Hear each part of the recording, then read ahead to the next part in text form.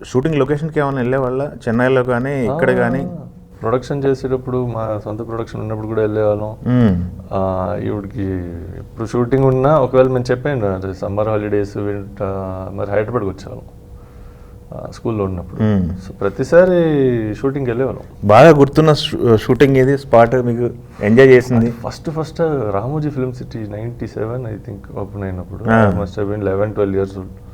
అదొక ఫారిన్ కంట్రీలో కనిపించింది మాకు. అసలు వావ్ ఎంత బ్యూటిఫుల్ అంటే లాన్స్ మన ఇండియాలో ఇప్పుడు పార్క్స్ అన్ని చూస్తున్నాము.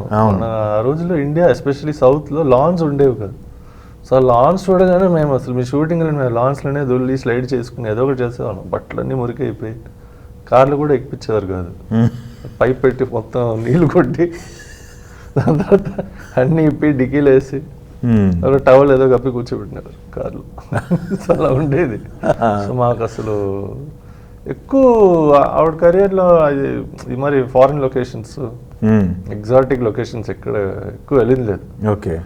మైసూర్ చాలా ఇష్టం. ఆవిడ 2-3 సినిమాలు మైసూర్ సైడ్ చేసినప్పుడు చిన్నప్పుడు కొంచెం అక్కడికి వెళ్ళి అంటే పక్కన ఫారెస్ట్స్ ఉన్నాయి, బృందావన్ గార్డెన్ చూసారా? అవును, హీరోల్ని మనం మాట్లాడుకున్న హీరోలు మొత్తాన్ని మీరు ఆన్ లొకేషన్ చూసారా? స్టూడియో వాళ్ళు చూసేమో. ప్లస్ ఆ రోజులు ఎలా ఉండేదంటే అండి ఈ హీరోస్ కూడా అంటే బయట కూడా కలిసేవాళ్ళు. అంటే మరి ఏదైనా ఫంక్షన్ ఉంటే అవార్డ్స్ ఫంక్షన్ ఉంటే కలిసాం.